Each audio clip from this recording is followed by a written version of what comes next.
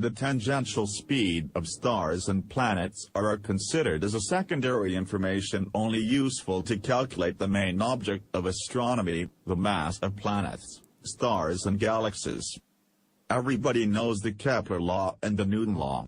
The tangential speed is considered only as a by-side information.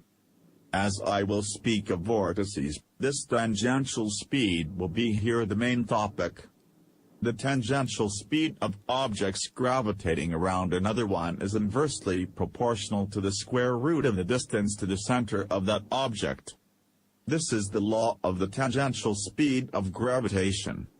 Unfortunately, this law is not true for Mercury and Venus, but also for Phobos, the satellite of Mars.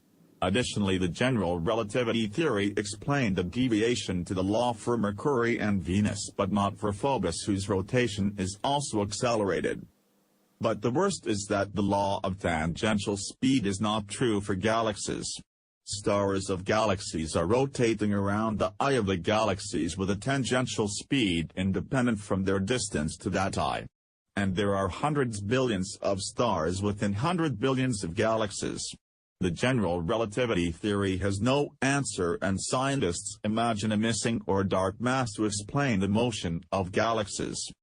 Would you look at these photos, a vortex in water, a cyclone and a galaxy?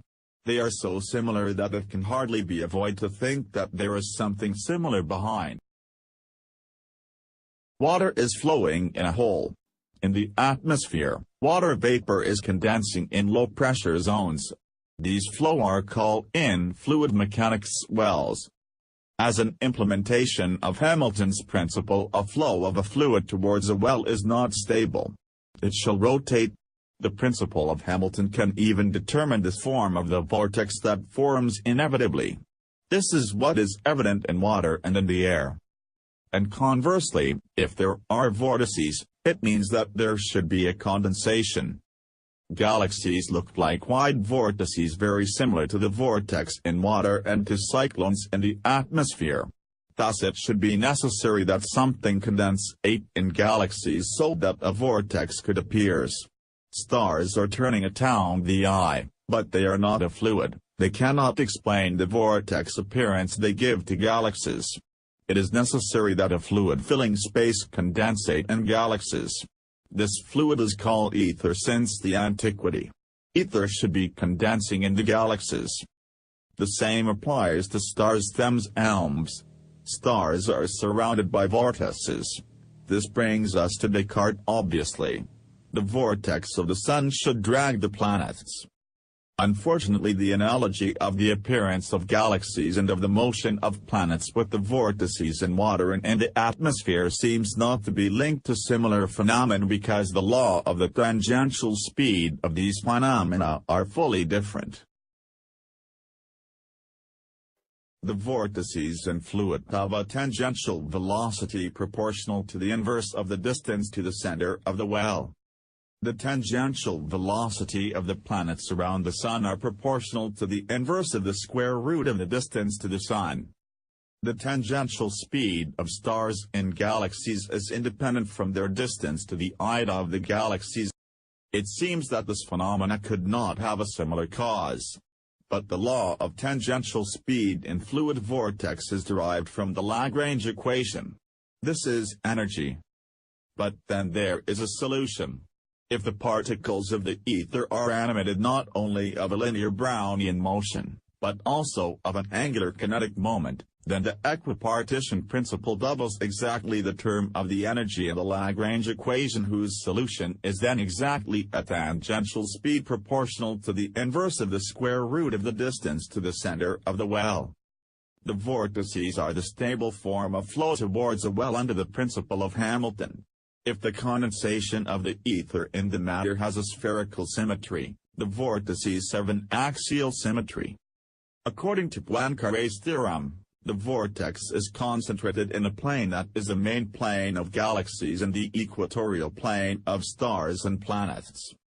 On each side of the equatorial vortex, the ether condenses also so that inverse whirls should appear and so on to the poles.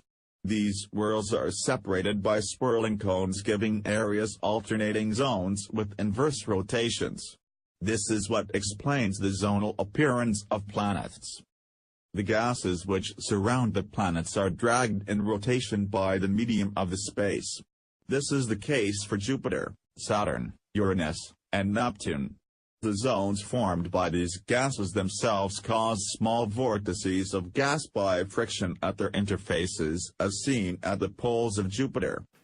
Ocean currents of the Earth also have a distinctly zonal aspect. The phenomenon is also indisputable for terrestrial winds, even if it is less clear. The rotation of the Sun around itself is essentially zonal.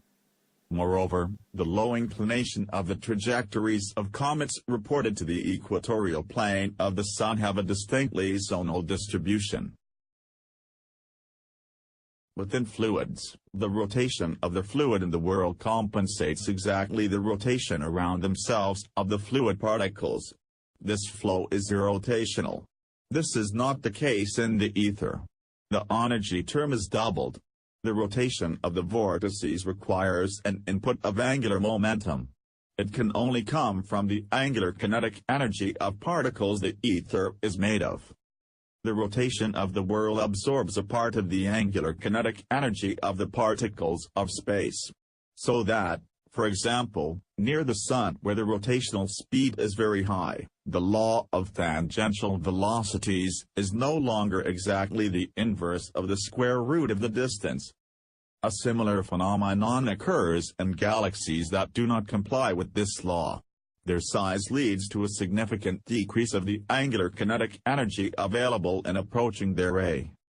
The flow of the medium of space in the plane of the galaxy thus occurs with a decreasing kinetic angular energy so that the flow become identical to the flow of fluids like water and air, when the particles of ether have no more angular kinetic energy. The tangential speed changes from 1 on square root of r to 1 on r as by the red curve. It varies very little over a long distance. There is no need for dark matter.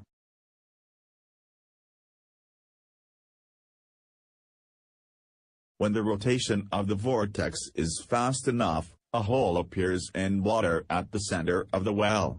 This is a result of the surface pressure drop associated to the increase of the rotation speed.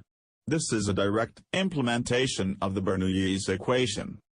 This is also the case in the atmosphere, but there cannot be a hole without air. The central part of the vortex is only free of clouds, free of water drops.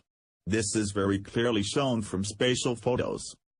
And at the center of the galactic vortex a hole may appear if the rotation speed of the vortex is large enough. This hole is not free of ether exactly like the vortex in the atmosphere is not free of air. The hole of galaxies is free of matter, free of atoms so that it appears to be black because there is no emission of light when there are no atoms. This is the black hole. The result is that it could happen that a galaxy located far away beyond the black hole could be observed within the black hole.